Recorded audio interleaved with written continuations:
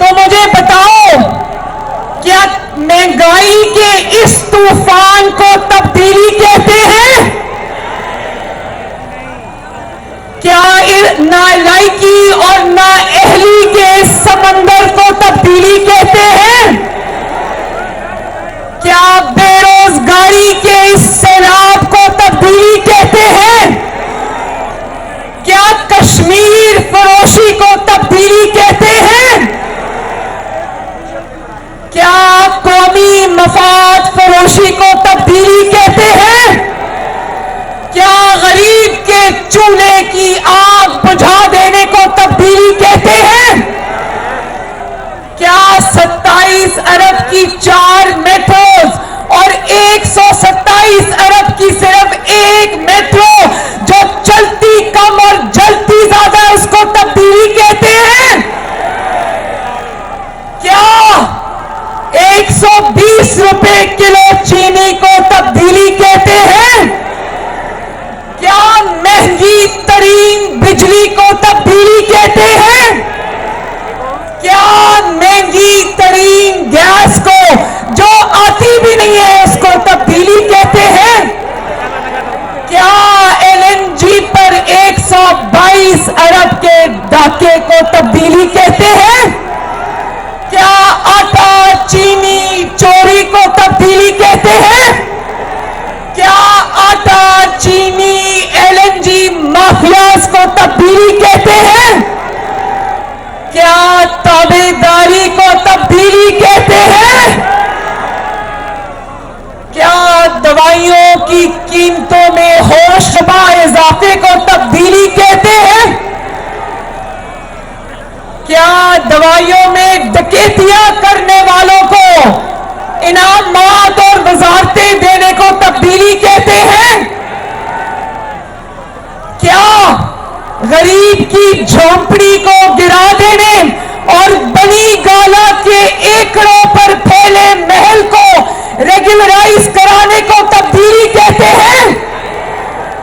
کیا لاقانونیت کو تبدیلی کہتے ہیں؟ مجھے بہت افسوس سے یہ کہنا پڑتا ہے کہ آج میں نے دیکھا اسلام آباد میں کل رات کو 22 سال کے ایک لڑکے کو جو اوبر کا ڈرائیور تھا اور محنت کر کے اپنے گھر والوں کا پیٹ پالتا تھا، اس کو پولیس نے سامنے سے گولیاں مار کر مار دیا۔ اور یقین کرو وہ تحریک انصاف کا ماننے والا تھا، اس کے لیے کسی تحریک انصاف کو اور اس جعلی وزیر اعظم کو آواز اٹھانے کی جرت نہیں ہوئی۔ ہم آواز اٹھا رہے اس 22 سالہ بچے کو جس کو اسلام آباد کی سڑکوں پر شہید کر دیا گیا۔ اسی طرح بلوچستان میں آج کئی کان میں کوئلے کی کان میں کام کرنے والے کارکن آج شہید ہو گئے ہیں۔ کسی کی کان پر جھو نہیں رینگی۔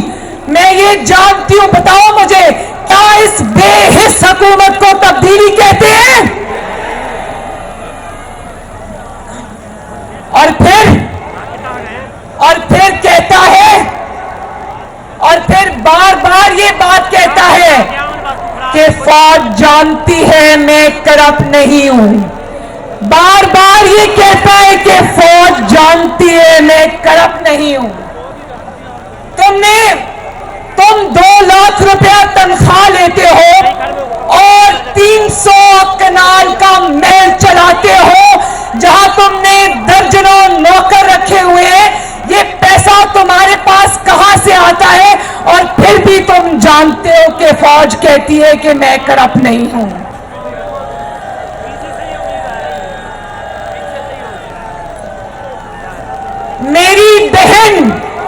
میری بہن جس کو علیمہ باجی کہتے ہیں، اس نے کروڑوں کا بلیک کا پیسہ وائٹ کر لیا، لیکن یہ کہتا ہے کہ فوج جانتی ہے میں کرپٹ نہیں ہوں۔ گندم، چینی اور LNG پر ڈاکہ ڈالا، جیبیں بھری، لیکن فوج جانتی ہے کہ میں کرپٹ نہیں नहीं हूं।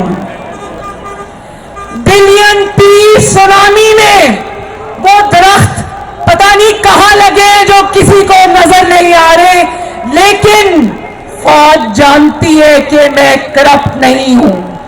27 अरब की मेट्रो को ये 127 अरब का बनाता है और फौज जानती है कि मैं करप्ट नहीं हूं। मुझे अरबों रुपए की बैरूनी इसराइल से, इंडिया से बंदी हुई, जिसके ऊपर आज इलेक्शन कमिश्नर पाकिस्तान सांप बनकर बैठा हूं और इस सुनवाई को आगे बढ़ने नहीं दूंगा। मानव वाले जरा बताना कि ये के अंदर फॉरेन कंपनी का केस है, मैं इसको आगे क्यों नहीं बढ़ने दिया, क्यों नहीं बढ़ने दिया।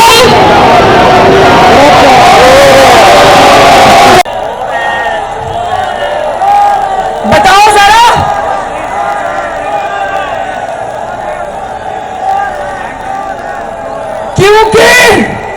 क्योंकि फौज जानती है मैं करप्ट नहीं हूं। गरीब मरीजों का खून निचोड़ लिया, दवाई 500% महंगी हो गई और सारा पैसा इसकी जेब में गया, इसकी दोस्तों की जेब में गया, लेकिन फौज जानती है मैं करप्ट नहीं हूं।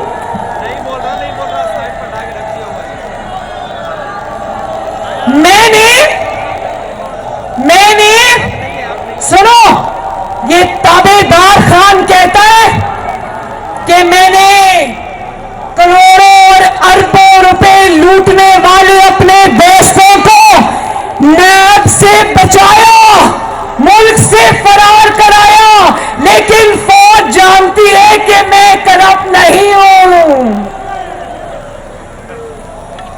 मैं मालम जब्बा केस भी खुलने नहीं देता, क्योंकि फौज जानती है कि मैं करप्ट नहीं हूं। समझ आ रही है ना?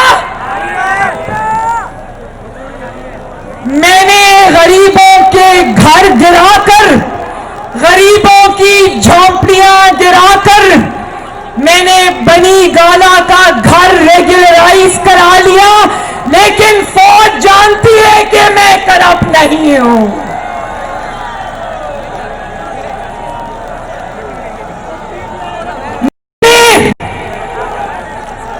बात सुनो, मैंने एक ईंट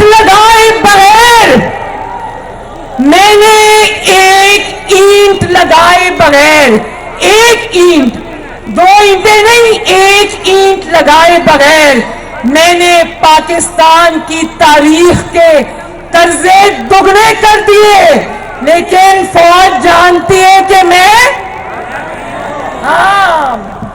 गरीब रोटी को तरस गया, नौजवान नौकरी को तरस गया, बच्चे अपनी फीसों को तरस गए, घर वाले अपनी गैस के बिजली के बिल देने को तरस गए, और